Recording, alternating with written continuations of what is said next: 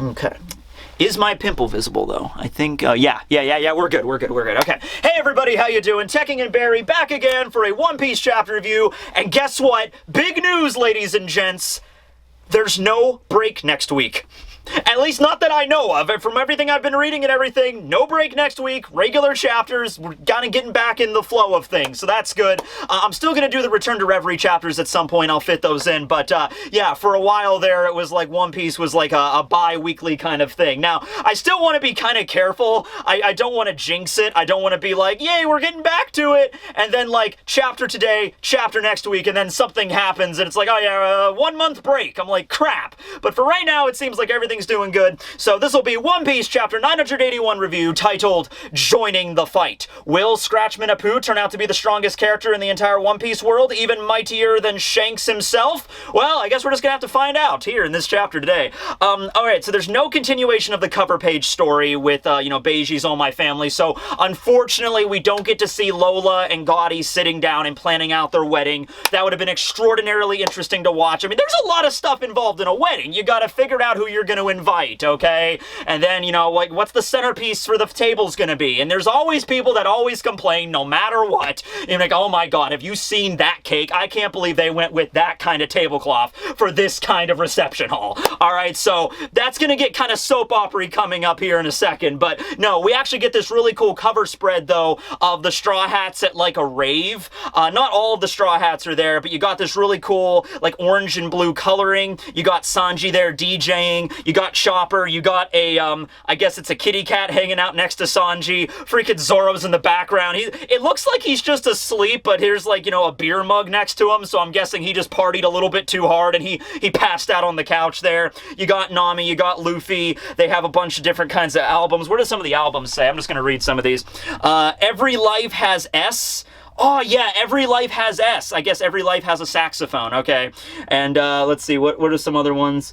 Being Sake. Yeah, Being Sake was released on vinyl. That's pretty cool. Yeah, that's pretty cool. Vinyl release of Being Sake. I own a record player. I would totally buy that, wouldn't you? You go to the freaking, store and you see Brook there on the cover, get it in vinyl, yeah. Brook released a vinyl album of, like, his voice actor, and I think his voice actor I think there's, like, an audio CD of some songs, but not that many. I think we have Being Sake, we got, we're going to see Master Nekomamushi, that's one, Bone to Be Wild, New World, so that's like 4 songs in there, like custom songs for Brook. Maybe you could get, like, add another 4 or 5 on there, and you can have a Brook Soul King album. I would totally buy that. I would import that from Japan easily, right? Alright, so getting into the chapter here, we continue right where we left off, where, in case you didn't know, Captain Kidd went Punk Gibson and then just boom! Slammed Apoo right into the side of the wall before he really had time to use his powers to affect Kidd in any way. So Apoo gets crushed into the side of that, and everybody immediately turns and realizes, hey, wait a second! That guy with the giant mechanical arm made of scrap metal and rusty nails, that's not actually a member of our crew! That's Captain Kidd! The Captain Kidd? Holy crap, I heard he charged right on the Red Force and challenged Shanks himself to an arm wrestling match. Yeah, I know. I heard he burned down an entire island just because people laughed at him. I heard he kicked a guy in the dick once for stealing his Snickers. Well, wouldn't you? I mean, Snickers are awesome. I mean, seriously, don't mess with a guy's Snickers. I mean, if you go up to somebody, just take somebody's Snickers, you're kind of asking to getting kicked in the dick at that point. You know what I mean? Point is, they know his reputation. He's a rather punk rock kind of individual, right? So everyone knows that now we have Luffy, Zoro, and Kidd, as well as Killer, because Kidd and Killer are kind of a package deal. They know that there's 4 members of the Worst Generation just running havoc in the middle of this Golden Kagura festival. 5 members, actually, if you include Apoo, but Apoo is actually on their side, of course. So, the fight is officially on now. in a big way. And you have Queen up there on top of the balcony looking down, looking just as surprised as everybody else is. Kind of disproportionately, honestly, because last chapter, when it was revealed that, like, hey, Luffy and Zoro are running havoc in the middle of the Golden Kagura, Queen seemed, like, relatively composed by that. Queen was like, alright, I see what's going on here. You know, and he flashes back to Babanuki at the prison, giving him the, like, oh, all is well here in the prison, sir. Like, alright, Babanuki. But last chapter, he sees Luffy Luffy running around, so he figures like, oh, okay, I see what happened. They must have gotten to Babanuki, they must have manipulated him. It seemed like Queen was onto this. But here, Kid shows up and Queen's like, what? I thought Kid was supposed to be an Udon too! Babanuki! Damn you! Why? You know, so it seems like, alright, yeah, Straw Hat Luffy broke out of Udon. Yeah, they must be manipulating Babanuki. What? Kid is here too? What? It just like, it seems disproportional from his reaction based on last chapter or whatever. You know, Apoo is still conscious. He's all beaten up, his glasses are shattered, he's bleeding quite a bit, maybe broke his nose or something, but he's still conscious, and he even has enough, you know, energy to kind of back talk to Kid. So Kid just runs up to him and just grabs him by the neck, and he's just like, you know, I knew from the very beginning, you were the one that kind of set up that alliance, you were so excited to join that alliance and take down Kaido, I should have known from the very beginning you were working for him. And so Apoo kind of has this moment where he looks right at Kid, and he doesn't seem to very perturbed or intimidated by Kid at all. Maybe because Apoo knows that they're in this giant reception hall filled to the brim with gifters and other Smile users, not just the regular gifters, but headliners as well. The numbers are here, Queen's up top. So, you know, maybe Apoo's just, he's like, oh, even if I get knocked out or I get defeated, you know, you're not going to make it out of here alive. So Apoo looks right at Kid, and he's just like, man, you don't understand anything, do you, Kid? Really? Did you really think that a pirate alliance would work out swimmingly for everybody? Get some pirates together, join forces, take out a Yonko? Did you really think it would be that simple? One does not simply just form a pirate alliance and everything's, you know, copacetic at the end of the day, right? And so I was actually thinking about that, and when you think about it, it makes perfect sense. I mean, pirates by nature are outlaws. You know, they're out there in the world kind of doing their own thing, doing the beat of their own drum sort of deal. And even Luffy was kind of hesitant about the whole pirate alliance with the Straw Hat Grand Fleet. You know, I believe Luffy's exact words, very articulate, were, that'll cramp my style. I mean, he still went along with it, but Luffy doesn't seem somebody that's, like, super excited to have people working for him in that capacity. You know, right? Like, Luffy's not just like, oh, sweet, I have a whole grand fleet at my disposal. I could call them up whenever I want. Not really Luffy's thing. And so Apoo is basically saying, you know, pirate alliances usually don't work out anyway. Probably for the most part, like, it's hard for different pirate crews that have different ways of working to kind of, like, synergize into one entity. Like, for example, Hawkins uses his tarot cards for determining most of his actions, okay? So Hawkins teaming up with somebody else that, like, doesn't trust the tarot cards, that wouldn't really work very well as an alliance, you know what I'm saying? And beyond that, you might just get some situation where one pirate crew is like, oh yeah, sure, I'll form an alliance with you guys, and then do basically what Apoo did and, like, just stab him in the back later on, right? So, yeah, Apoo's just like, yeah, pirate alliances are never really that great. Now, I don't know if Oda is trying to set up some stuff where we should start to question the alliance between Law and Luffy, the Heart Pirates and the Straw Hats, because that's been kind of set up that's kind of on shaky ground a little bit. And also, though, from what Apoo just said, he's like, pirate alliances never really work out. I wonder if more than anything, even more so than, like, maybe the Heart Pirates and the Straw Hats, that is definitely setting something up for the Beast Pirates and the Big Mom crew. That is definitely going to end in probably a really silly kind of way. I don't think it's going to be anything major. It's probably going to be something stupid, like I said, where they bring in some food into the hall, and then Big Mom eats it all, and then Kaido gets pissed at her, and then they get into a fight, and that's how the whole alliance breaks down, right? Well, anyway, Apoo ends it out by using his Scratch! And then he launches an attack, same attack that he used against Zoro, slashes Kid's chest and knocks him away, so he falls down, but he also doesn't seem very perturbed by that. He gets right back up, and he's just like, whew. And Apoo's like, yeah, what's up, Kid? You want to bring it? And Kid's just like, oh, you're garbage, man. You know, you're not a scratch, man. You're garbage, man. Bring it! And so they look like they're about to get ready, and they also, this goes back to Sabaody Archipelago, where those two had a confrontation there, okay? So you know at this point, Kid just really wants to beat the crap out of Apoo.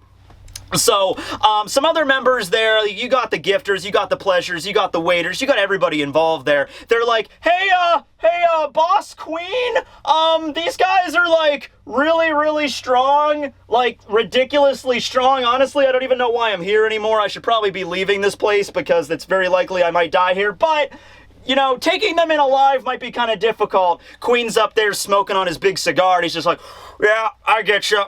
you have orders to kill, it's cool, and just like, sweet! And so everybody just kind of starts charging directly. Plus, I mean, if we're being straight up here, unless they attacked, you know, Luffy and Zoro and Kid and Killer with, like, killing intent. You gotta attack Killer with killing intent. Unless you do that, you're probably not gonna succeed at even knocking them out, right? And so then we get an interesting little introduction here. We get the first named number member in the story. So that's pretty cool, because the numbers up until this point were always just shadowy silhouettes, you know, amidst the fog, you know, arriving at Wano or in the background or behind one of those sliding doors or whatever. Didn't really get to see much of the numbers, but we get to see one now, and from what we are kind of introduced to as the numbers is just kind of like these large monsters. This one looks vaguely pretty much human, just kind of like a bob haircut sort of deal. Yeah, so anyway, he shows up. His name is Hacha, and he also, something else that has been prevalent throughout the story, but I think various translations might change it. Each one of the numbers has a different distinct laughter style, which in One Piece, that's standard. Like, you know, Luffy's laughter style is different. Like, she. Wait, she, right? That's Luffy's. And then Brooks is yo ho ho ho, which is more typical pirate. Each of the numbers have a laughter style that's indicative of a number from 1 through 10. So implying that there are 10 numbers total makes sense. Well, I guess not be 10. We know the laughter styles for 5, because that's like go ki. And then 9 was ku nu. And then here it's ha cha cha cha cha cha cha. And I think also the one for 10, ju ni something, or ju nu or something like that. So we've heard the laughter styles of like 4 or 5 different numbers. So if we're going along with the deck of cards, the ace might very well be Yamato, Kaido's son. So kind of leaving that out for right now, ace is the 1. So at least 2 through 10. So that's at least 9 members of the numbers total. There might be more, but I'm assuming 9 right now. But anyway, this is Hacha, who is, like I said, kind of a large man, wearing the bob haircut, got the glasses on, he has the horns. Kid looks at him, and Kid's like, oh man, is he a giant? Nah, he might even be bigger than a giant. I'm assuming that if, let's say, Oars and Oars Jr. are like the main family of ancient giants that actually look like the ancient giants did back in the day, I'm assuming the ancient giants at the height of their power were like the size of mountains, hence the giant skull on Onigashima. That was like hundreds, maybe even thousands of years ago. And then over the years, they got smaller and smaller. Oars was pretty big, and Oars Jr. is pretty big because they're part of like the main family of succession. But then maybe you have the branch families of the ancient giants, or maybe the ancient giants, you know, got with regular giants, and so their offspring were like half ancient giant. I think that's what we kind of get here with the numbers. So they're larger than your average giant, but they're not quite as huge as like Oars. They would probably be, honestly, I would put them in the size ballpark of like the Yeti Cool Brothers. The Yeti Cool Brothers were like abominable snowmen because, of course, it's One Piece, and they were like 45 meters tall. So like Dory and Broggy were like around 20 meters, 21, 22 meters tall. Oars and Oars Jr. are like 60 meters or some such like that, and then maybe the numbers are like in the 40s, maybe the 50s, you know, something like that. So not quite as tall as the ancient giants proper, but we're certainly getting there, right? So Hotshot really doesn't say anything, doesn't have much of a personality. We know that the numbers are really big, heavy drinkers, so he honestly just seems wicked toasted, and he's just like, ha-cha-cha-cha, boom, ha-cha-cha-cha, bam, yeah! And so everyone's freaking out. He doesn't really care who he's hitting or where he's aiming. It's funny because even the members are like, you know, even if you succeed in killing them, do you think they're going to make you one of the Tobi Roppo? They're not going to make you. They even say in some translations, you're not even good enough to be a Tobi Roppo, even if you do succeed. So the numbers really do seem to me as just like a pure vanguard destruction force. Not the brightest bulbs in the bunch. They're the guys that you just send to like wipe out an island because they're giants and they, terror from the mainland. You see these guys arriving, you'd immediately vacate the premises, right? You get them, get them some booze, some grog, and they just start beating the crap out of the whole town, but beyond that, they're not really much up here, you know what I'm saying? So, some other members try to, shoot some exploding arrows at Kid. Luffy jumps in, kicks the arrow away, and he's like, hurry up, get to the castle, Jaggy Head, we can do this. And so you have this moment, which is great, where Luffy is, berating Kid for like, how dare you just run in and attack him like that? You ruined everything. And then Zoro steps in, he's like, Luffy, you're one to talk, you just showed up and elephant gunned everybody. And then, you got, Kid who's kind of doing the complete circle here, but roller, no, roller, no, you sliced a freaking entire pillar. There was a whole building you just sliced apart. And then they're having this whole conversation while they're running away. Killer is in the background, just like, you can't see his face, and his face is contorted anyway because of the smile, but you imagine Killer is just, oh. That's the crazy thing. The guy named Killer is the most reasonable human being amidst this whole group. That's what I kind of love, that Oda gives him this really serious name and the badass mask and these spinning scythe death blades on his arm, but he's actually a pretty rational human being at the end of the day. You know, he's got the laugh going on because of the smile. That's not his fault. So he's just like, fa fa fa fa. Oh my god, these are the freaking people I hang out with. Fa fa fa fa. Oh my god, why can't people just follow plans? Fa fa fa fa. This is ridiculous. You know, so anyway, they start running away. However, Apoo kind of queues up for his next big number, okay? So Apoo queues up and he's like, check it out, and Killer's like immediately, cover your ears now! And you gotta give your credit to Zoro and Luffy and Kid, because they all immediately like register what Killer is saying with intense urgency, and they all immediately club their ears like this, okay? And so Apoo uses his BAM attack, like the big boom, you know, dawn, the explosion attack, and it reaches them. However, it doesn't affect them at all, not even a little bit. And Apoo is just like, damn it, they're on to me. And so that's where we find out the weakness of Apoo's fruit. Still don't know the name of it. I felt like this would definitely be a perfect time to reveal the name of the damn fruit. Not yet, though. But we find out that, yeah, in order for the fruit's power to affect you, you have to actually hear it. Now, this was a theory that I and a bunch of other people kind of threw out, and Killer even specifies here, by the way. Killer even says, he's like, as long as you can hear it, it will affect you. It will not matter if you can't dodge it at all. As soon as you hear it, it affects you. The only way to stop the attack is to plug your ears. So either with your arms or your hands or, you know, earplugs or something. Now, I would bring up a little bit of realism here because I think, as we all know, simply doing this does not completely block out sound. I could still very clearly, well, I guess I could because I'm actually saying it. Oh my god, it sounds so weird doing this. Hey guys, do this for like a good, 2 minutes. Feels weird. Like I could feel my throat like vibrating right now. It's so strange. But anyway, my point is that obviously just doing that's not going to block out sound. So I thought maybe if they attempted something like this, the sound would still get to them. They would still be affected by the attack, but not as much. So if like he used that scratch, like slashing attack, and they plug their ears like this, they would still get cut, but not as bad. They would get like a little paper cut or something, right? So no, in terms of the logic here, all of the sound actually has to hit your eardrums. I guess another way you can get around this is just by destroying your eardrums so you can't hear any sound, but there's really no point in that when then just this will suffice. Probably just picking some crap up off the ground, you know, shoving some leaves or whatever, some dirt into your ears or whatever you got to do, that would probably also suffice. I was seeing a lot of people commenting about, like, what happens if you're a character that only has one arm. So, like, what happens if Kid doesn't have the metallic arm and he has to, you know, he only has one arm to plug it with. What about Shanks? You know, so I wasn't kidding about Apoo being stronger than Shanks. You know what I mean? But no, I'm assuming someone like Shanks, you know, with his level of power, he could just Conqueror's Haki, you know, knock out Apoo before he even gets close, or uses Conqueror's Haki to, like, just send a shockwave out, or, you know, just unsheath Griffin and just sling, you know, flying a slash away, and then, you know, that would probably be enough there. But it is interesting to bring that up, right? So, yeah, that's the way you get around Apoo's ability. A lot of theories revolving around this, but yeah, it does travel at the speed of sound, and as long as you can hear it, it will affect you. You can't dodge it at that point. It's still a rather difficult thing to manage because you can't exactly just be running around the entire battlefield like this the entire time, you know?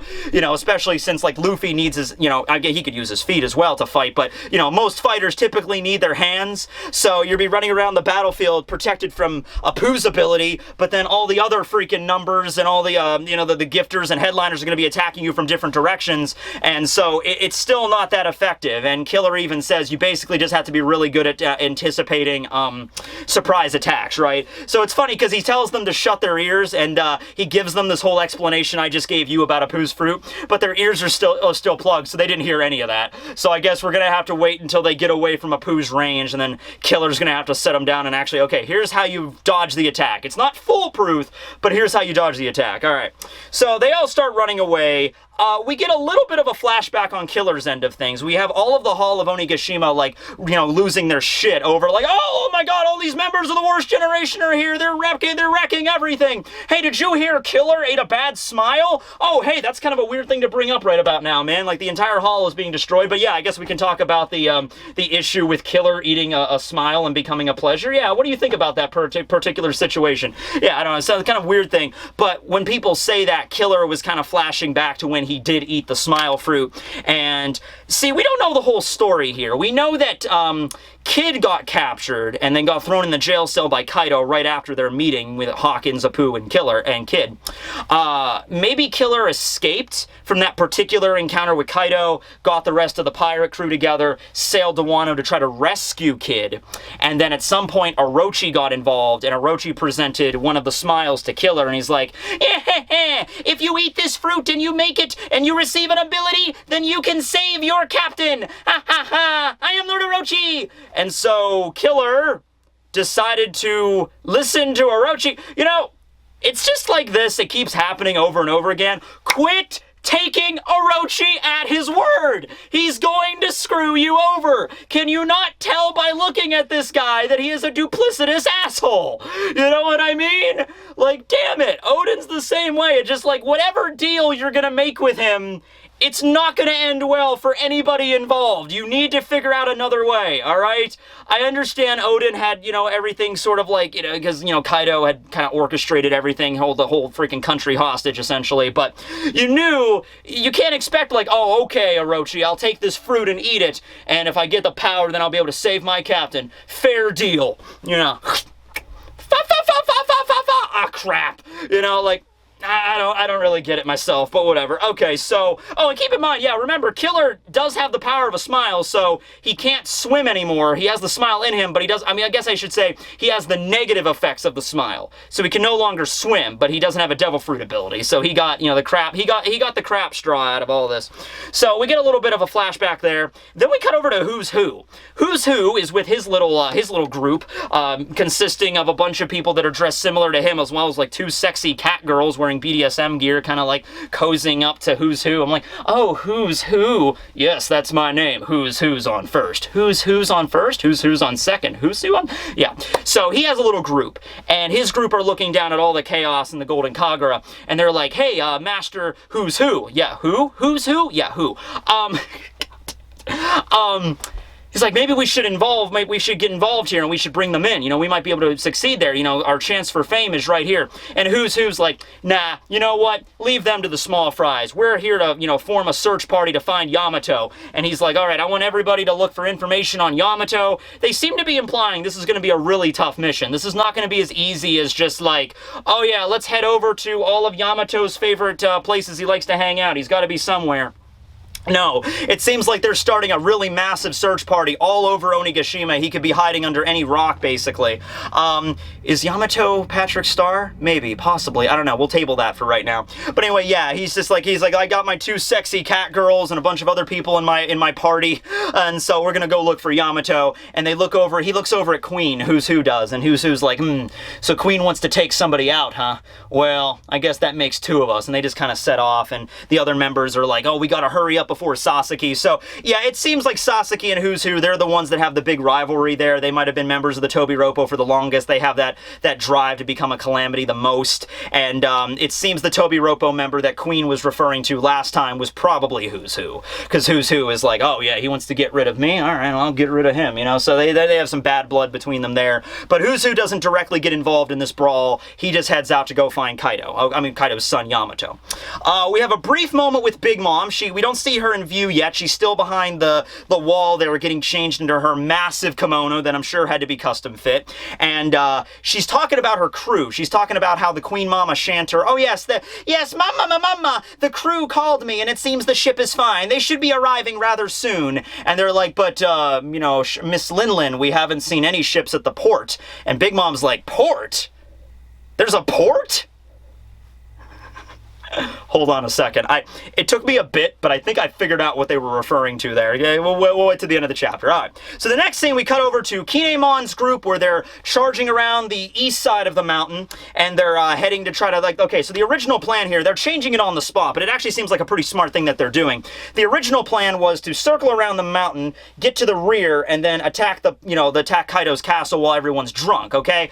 But the thing is, Kanjuro, I guess, is still lost somewhere in the giant mountain muffin skull, so they still haven't found out, like, no one has raised the alarm yet that there is a massive army of samurai raiding the freaking, the hallway, the castle, okay?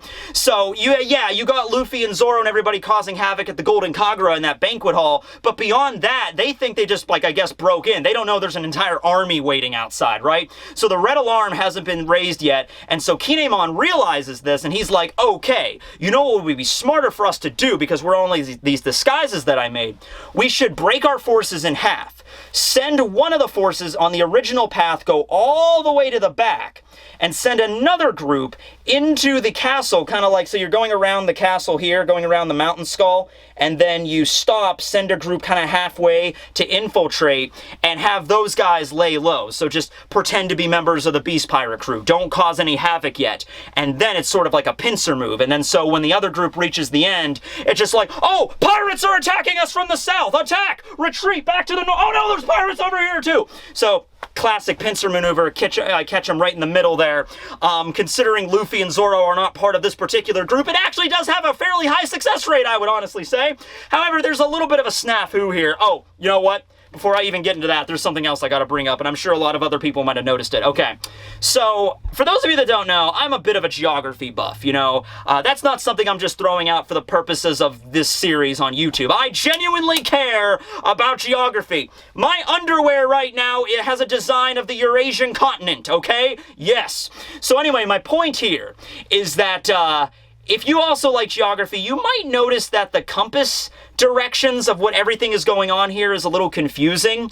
Alright, because this was the original map I drew up for Wano when we first got the initial map, okay? And I assumed Ringo and the Hakumai region were in the northern part of the country because that graveyard in Ringo was referred to as the Northern Graveyard. But as soon as the group started invading Onigashima, they were like, okay, they're going to the south side and then the east side, and I'm like, alright, something's going on here with this map. Something's up, alright? So first off, I should mention that even though Muffin Mountain right here looks like a smiley face, that's actually not facing this direction away from Wano. It's actually facing this way, because when they were heading from Udon to Onigashima, you could clearly see, like, the skull's visage, like the eyes, the nose, the mouth. Like, you see that from the shore. So the face is actually facing this direction, which means that basically the way that this is situated, and we do get compass directions here between south and east, if you're going to turn it a certain way, that would actually make it look like this, which would make the Curry region be the northern part of Wano, and Ringo and Hakumai being the southern portion. But there's a northern graveyard in the Ringo region. Huh. I mean, it doesn't matter at the end of the day. It was just something that was confusing the hell out of me. I'm guessing maybe the northern graveyard, maybe that means the northern part of the Ringo region, which is the southern part of one. Look, I guess I'm going on about this more than I have to. It's just the point is geography is everything, so I had to bring it to your attention, okay? All right, so moving on. They're about to institute this plan of, like, doing the pincer maneuver, splitting the party, okay? But the blueprints that they have to work with Kaido's Manor, they're a little bit outdated. These are the blueprints, the original blueprints for the construction of Kaido's castle 20-something years ago. Like, during Odin's time, this thing was freaking built, okay? So, it stands to reason there's been some renovations since then. They've added some new stuff. They maybe added a jacuzzi over here, maybe a nice little, maybe a nice little garden area for one of the Tobiropo. I don't freaking know. My point is, though, they're walking, and then they come across this large pond, like lake, with a huge wooden bridge, and a brothel just hanging out next to it. Now, we find out through the narration here that this is actually the residence of Black Maria. So I guess Black Maria is like the Stussy of the Beast Pirates, where Stussy is the queen of the pleasure district of the underworld, and Black Maria is the queen of the pleasure district of Onigashima, I suppose. Alright, she runs a brothel. hot. Anyway, yeah, Sanji also thinks it's pretty hot too. Sanji, you gotta love Sanji, man. Freaking, alright guys, this is a serious raid on the enemy's base. We gotta do this, you know, in a tactical way. We're gonna circle around, we're gonna split off our forces, we're gonna pincer maneuver. Kinemon! There's a freaking brothel over there, man! Brothel! Girls! Sex! And it's like, can we stop? It's like a freaking child on the way to freaking Disneyland or something, and you're in the car for days and days, and it's like, Dad, can we stop at McDonald's? I'm not stopping at McDonald's. We gotta go. We gotta make it to Disney. I want to stop at McDonald's. No, it's right there. I want to stop at McDonald's, Daddy. I want to stop at McDonald's, damn it. You know? It's just like, Sanji, look, buddy. I know it's been a while since you've gotten any, but come on, man. Like, whatever. Anyway, it's kind of a funny scene because Sanji's like magnetically drawn to the it's like, there's unseen forces drawing me towards boobs, guys. Go on without me. I can't. You know? Okay. So he heads into the brothel. Kinemon mentions that the bridge is pretty big, but even so, 2,000 something soldiers passing over the damn bridge at once. That's gonna raise some suspicion if anybody just happens to like look out the window. However, Sanji goes in to kind of like scout out the establishment. Meanwhile, you got Nami and Carrot also in this group. By the way, Carrot is also featured here in her sexy BDSM gear. I think this is the first time we ever saw that. So, yes. Hashtag not a furry clap. Yes, indeed. Okay, and they say, tell you what, Kinemon, we'll actually go with Sanji into the brothel. Yeah, Nami says it, not me. And she's like, yeah, we're gonna infiltrate through this way, like go through the brothel and kind of sneak in that way into the castle area. And then we're also going to search for Momo in the same way because, you know, she brings up, like, I know you're hiding it, but clearly you're very afraid that, you know, Momo is gonna get hurt. And Kinemon is like, yeah, I actually am. Because, you know, keep in mind, Kinemon, not really Momo's father, but he had to pretend to be Momo's father for a very long time. And I'm sure he views him as like, because Odin's dead now, Toki's dead. I'm sure Kinemon kind of views him as like I'm his foster father, I have to look after him in Odin's stead, right? So he worries about him. And I know Momo had that moment where he was like, you know, go on without me, don't worry, I can handle it myself. But you know, Keen's really worried about that. So Nami and Carrot and a bunch of other members of the samurai, they've agreed to like split off at the brothel. Sanji comes out and he's just like dejected. He's just like, Sanji Dono, what did you say? Kinemon, not right now. Not now, Keen. Lights a cigarette. There weren't no ladies in there. There was nobody in there. That sign is a lie! Okay, so what we find out also from the narrator, Oda's very particular with the narration in this chapter, kind of Hunter x Hunter-esque narrators a little bit here. Sanji did not realize at this one particular instance it was actually the best moment to enter this particular brothel, because due to the chaos that Luffy, Zoro, and Kid were causing in the main banquet hall, this brothel was all but completely empty. However, this worked out in the rebellion's favor, for now they could pass over the bridge into the secret area of Onigashima nearly undetected. Detected. Yes, they will be undetected. Yes, okay, indeed. Alright, so they split up again, they go down that way. Sanji's like, yeah, there's nobody in there, so Kinemon's like, well, if there's no women, there's probably no men, and the narrator says that's the reason why they skipped out, alright? So they all start down the bridge, probably also being as cautious as possible, like, okay, hurry, let's just get over this bridge as much as possible, as quickly as possible. If you see anybody at the windows looking out, just hurry up and dive into the water. Oh crap, there's somebody at the window! Everybody dive in the water! So, immediately, within the span of like a second, 2,000, I guess less than 2,000 because half of them split off, but like over 1,000 freaking members of this rebellion jump over the side of the bridge into the water, including Kinemon, who is a devil fruit user, so I'm guessing it's like another one of the samurai has to like grab him to make sure he doesn't drown. But then Chopper apparently, I mean, that's not that he didn't get the memo, but he's in a damn tank, so he's just like, you know, just all by his lonesome when Big Mom opens the window like, huh? What's all the commotion out here? And then you see the scene with Chopper just in his little toy tank, essentially, just...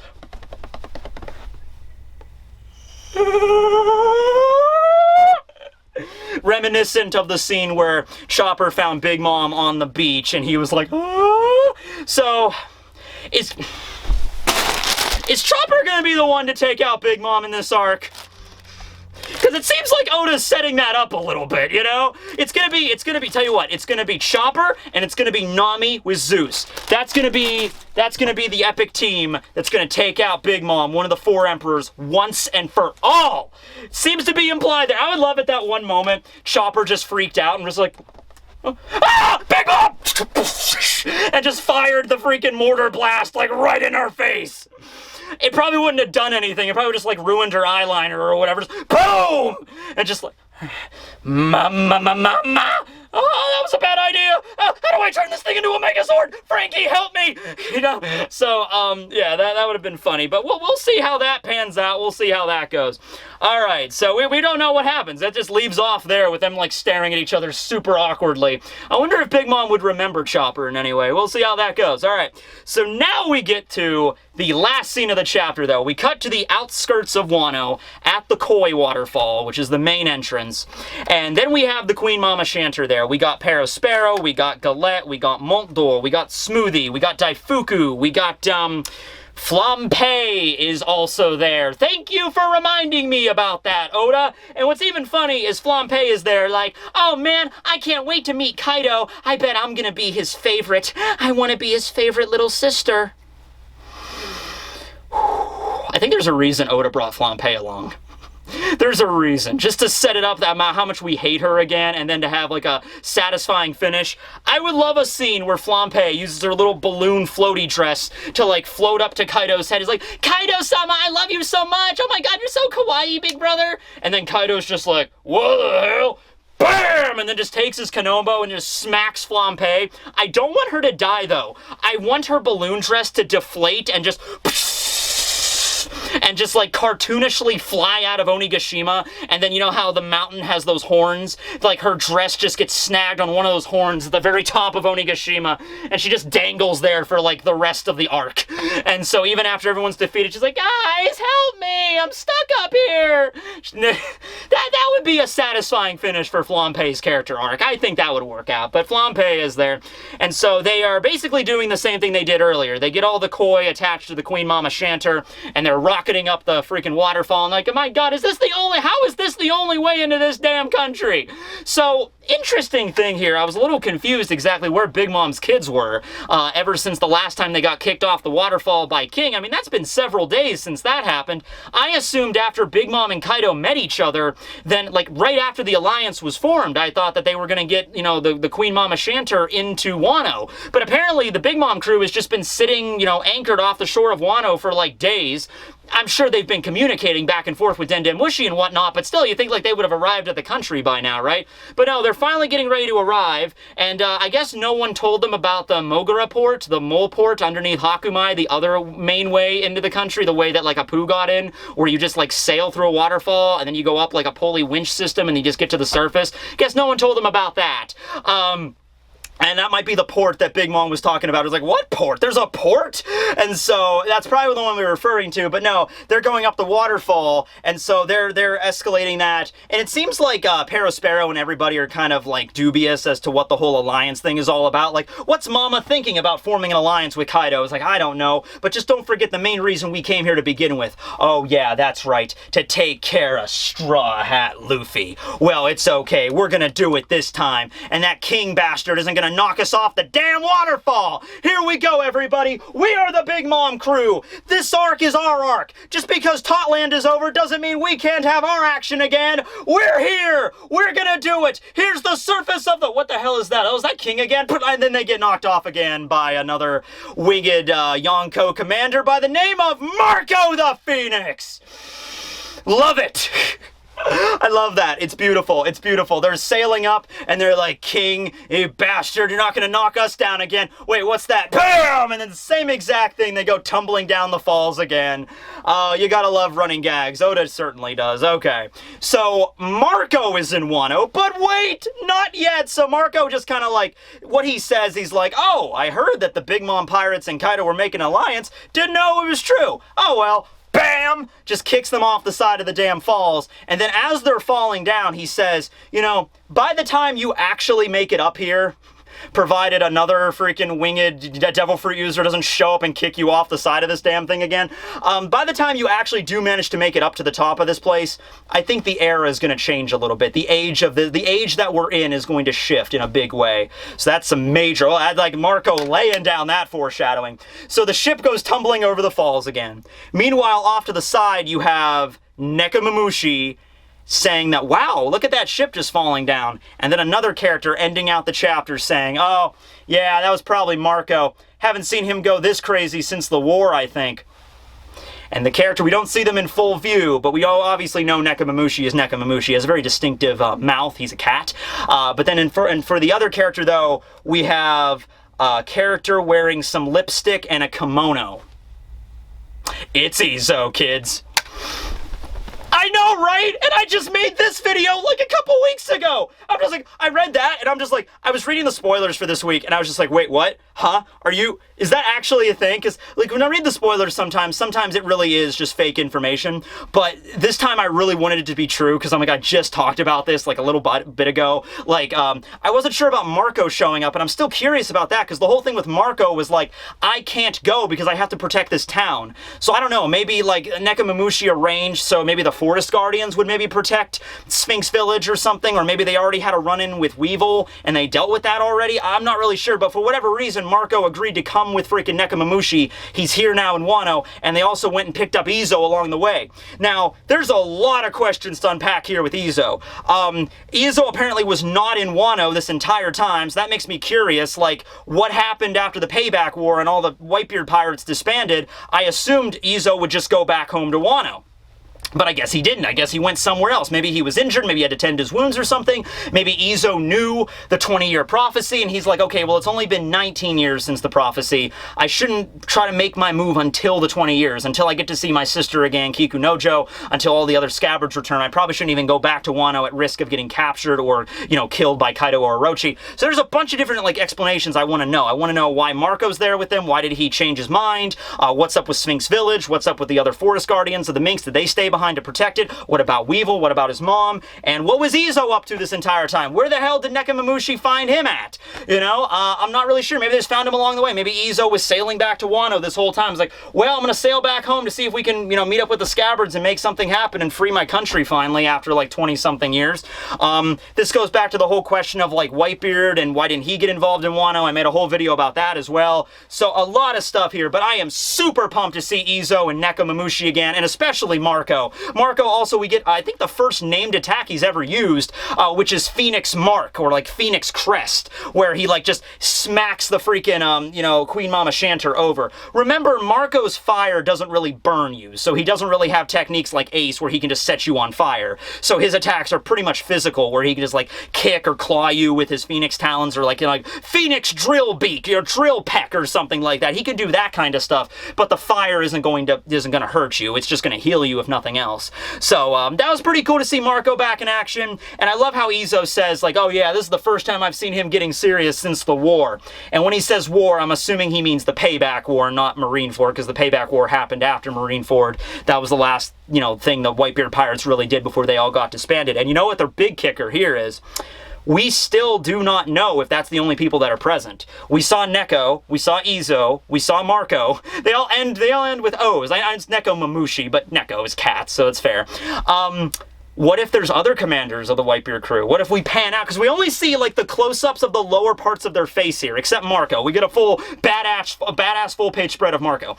But wouldn't it be awesome if we pan out and we see Jozu, we see Vista, we see Flamenco, we see Rakuyo, we see Blenheim, and freaking Curio, and Speed Jiru, and Foss is there, and all the commanders get back together for one last hurrah to, you know, avenge the land of Odin, who used to be a member of the Whitebeard crew back in the day. Maybe Whitey Bay is there, maybe some other members, the other commanders of the crews are there that haven't been defeated by Weevil already. They're going to be there. So it's possible. I know I might be asking for too much. I was asking for a lot just for Marco to be involved in this. I honestly didn't think Marco was going to show up, so that took me by surprise there. I figured Neko and Izo, didn't think Marco, so I'm already getting more than I wanted, but now I want even more. You know what I mean? I want to pan out and just be like, all right, are you ready, Whitebeard commanders? Yeah! Let's do this. Yeah!